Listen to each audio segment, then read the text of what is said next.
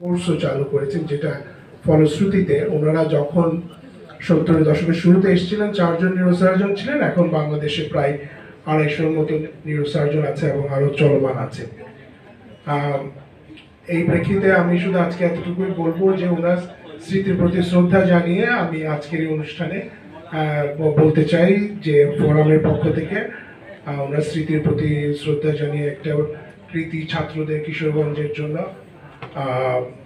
একটা বৃত্তি চালু করার অঙ্গীকার করছি, সহযোগিতা কামনা করছি। আর একই সাথে যে গুণীজনরা আছেন বিশেষ করে তাদের প্রতি কিশোরগঞ্জ প্রাচীর পক্ষ থেকে কৃতজ্ঞতা প্রকাশ করছি। আপনারা আমাদেরকে পথ প্রদর্শন করবেন এবং আমরা আপনাদের পথে যাতে চলতে পারি। ধন্যবাদ।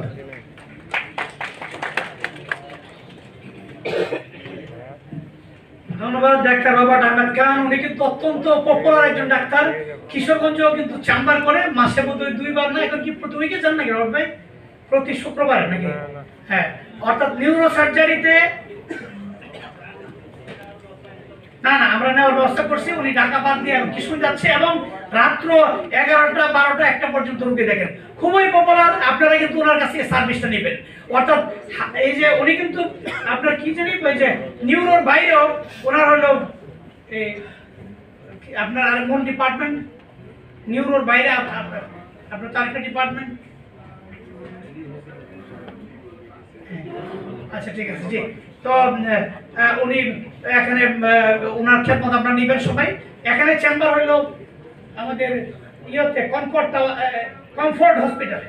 না আমরা জানা নিচ্ছি, কারণ হলো রিয়েলি ট্রুলি ফ্রিলি উনি মানুষকে যে সার্ভিস দিচ্ছেন এটা চিন্তার বাইরে। আপনারা খোঁজ নেবেন কিশোরগঞ্জে মানে কি পরিমাণ রোগী উনি অনেকটা মানে বিনা মানুষকে সার্ভিস দিয়ে দিয়েছে। ইভেন আমাদের এলাকায় আমরা ফ্রি হেলথ ক্যাম্প করতো ওনারা, ওনার বাবা ফ্রি হেলথ ক্যাম্প করতো আগে এক সময়, এগুলি করতেন এবং এখনো কিন্তু উনি চালু আছে। হুমায়পুরে করে, বাজিতপুরে করে, সরাসরি করে, কিশোরগঞ্জে করে, বিভিন্ন স্কুলে। কাজে এটা আপনাদের মাথা থাকলো কাজে। Thank you doctor Robert Ahmed Khan এবং ওনার ফ্যামিলি। ডাক্তার আতা আলী সাহেবের নামে ওনারা কিন্তু একটা শিক্ষাবৃত্তির ঘোষণা দিয়েছেন, যেটা আমরা এই বছর বাস্তবায়ন করবো। আমরা একটু হাততালি করে। হ্যাঁ ওকে, থ্যাংক ইউ। এই পর্যায়ে আমি অনুরোধ করছি আমাদের আরেকজন, আমাদের আগের যে সংবর্ধিত ব্যক্তি এবং আমাদের সবারই গুরুজন জনাব শাহ আব্দুল হান্নান সাহেবের ছোট ভাই জনাব শাহ আব্দুল হালিমকে একটু কথা বলার জন্য প্লিজ। শাহ আব্দুল হালিম।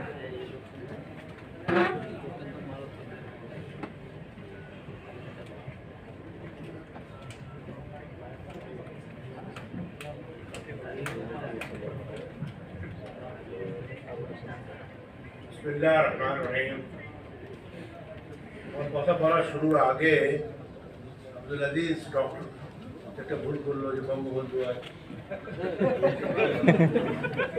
আমি সবাইকে বলি পিজি কি করে সৃষ্টি হয়েছিল, এর জন্য আমাদের পিজি ডাইরেক্টর ছিলেন পুরো বইটা পড়েন, তাতে ইতিহাস ওই যার প্রতি যত ভালোবাসাই থাকুক হিস্ট্রি ডিস্টর্ট করেন নাই। সুতরাং আমি সবাইকে বলবো যে পিজির যারা বই পড়ার অভ্যাস আছে, বিশেষ করে নজরুল ইসলাম সাহেবের আত্মজীবনী যেটা, সেটা পিজি কীভাবে সৃষ্টি হয়েছে। যাই হোক,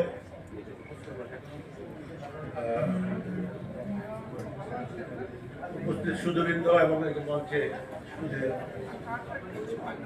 এর অধিকাংশই আমার পরিচিত, most of them.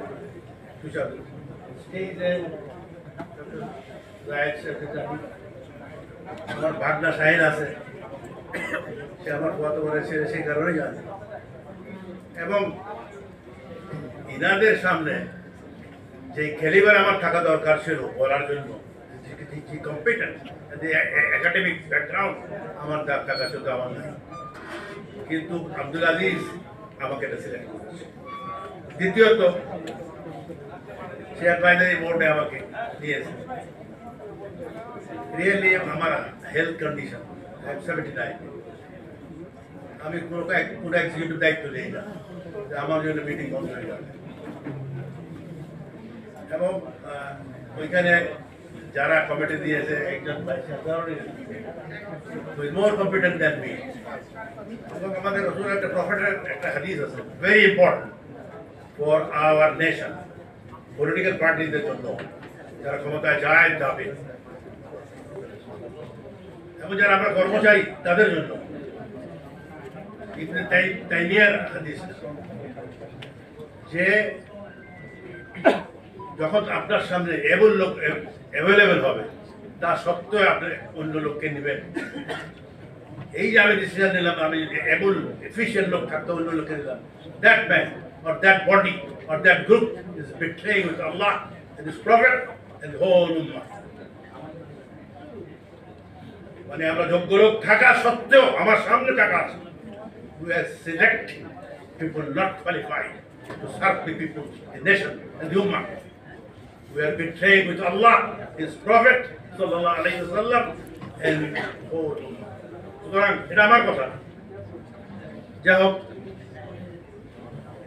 Shah Abdul হান্নানের ফ্যামিলির কথা বলা হয়েছে, আমার মনে হয় ওই বিষয়ে আরাম।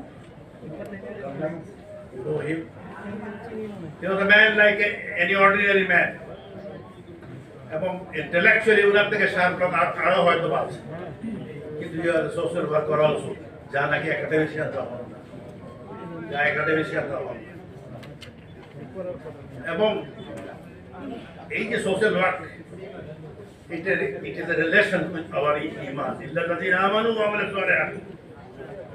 If you don't do good work, your iman is not complete. It is one of the interpretation. By interpretation, you may not agree. हमारी व्याख्या अपने एकमत आबद करा। Your iman is not complete unless you do हमारे साथ। आरेखटा, এই social work, sectarian distribution की दावत है। এর একটা উদাহরণ আমাদের কোরআনে আছে।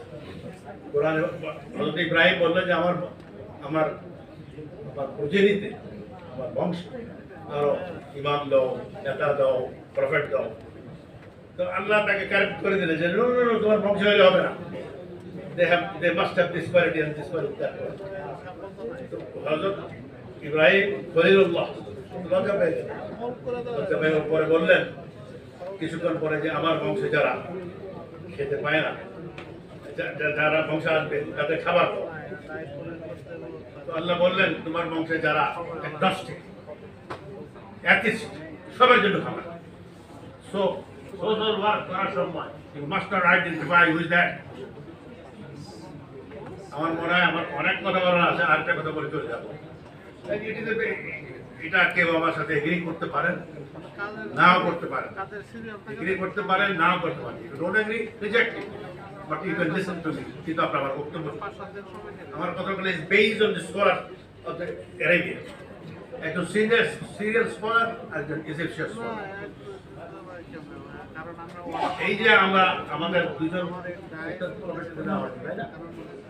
তারা আসলো না, ঠিক আছে, তারা এখানে আসে না, তার সামনে এই বিষয়ে আমাদের সিরিয়াল স্কলার আদিল সালাহি তার প্রফেটের উপর একটা বই হয়েছে, বাংলা অনুবাদ হয়ে গেছে, ম্যান অ্যান্ড প্রফেট।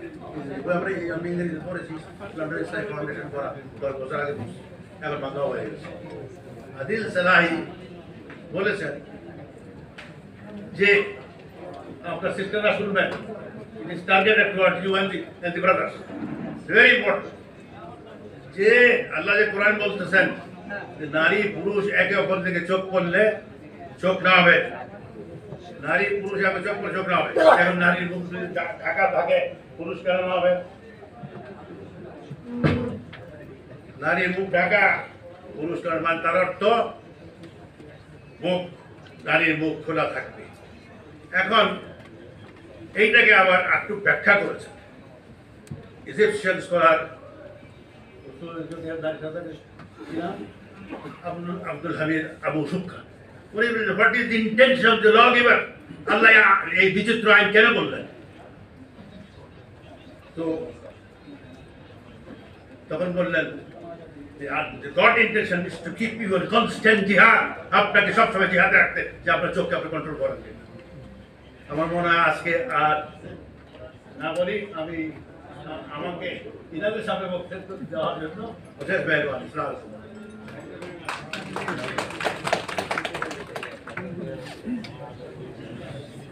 অনেক ধন্যবাদ আমাদের বিশিষ্ট সাংস্কৃতিক ব্যক্তিত্ব এবং চিন্তক শাহ আব্দুল হালিম সাহেবকে ওনার কথা বলার জন্য। উনি সমসাময়িক ইস্যুটা অনেক লেখালেখি করেন এবং ওনার মানে এই যে ধরনের যথেষ্ট ব্যালেন্স গ্রোথ অফ আন্ডারস্ট্যান্ডিং আলহামদুলিল্লাহ, যেটাকে আমরা বলতে পারি মডারেশন, মানে মডারেটেড ভিউ, যেটা no extremism no liberalism but মানে অসাতিয়া, যেটা কোরআনে বলছে আর কি, সেই সেরকম মানে মডারেট অ্যাপ্রোচ যেটা আমরা বলি ব্যালেন্স গ্রোথ অফ আন্ডারস্ট্যান্ডিং তার রয়েছে এবং এটা দ্বারা আমরা অনেকভাবে বিভিন্নভাবে করছি। ধন্যবাদ শাহ আব্দুল হালিম ভাইকে। তো আমরা এই পর্যায়ে আমি আমাদের যারা গুণীজন আছে আমি একটু এক এক করে পরিচয় করা যাওয়ার চেষ্টা করব মানে আপনাদের মাঝে। তো আমাদের এখানে অডিয়েন্স তো ফুল। আর আরেকটা কথা আমি ক্লিয়ার করে নিচ্ছি, আমাদের ওই যে বোনেরা কিন্তু সেই সময় ছিল না আর কি। এই ডক্টর মুমতাহিনা একটু দাঁড়ান, এই যে আমি একটু পরিচয় করাই দিচ্ছি একটু। আরেকজন কে জানি ছিল শারমিন আক্তার, শারমিন আক্তার তো আছে। ডক্টর মুমতাহিনা এই যে assistant professor department of English north university আমাদের এই যে কমিটিতে ছিল আর কি, ওই মুহূর্তে ছিল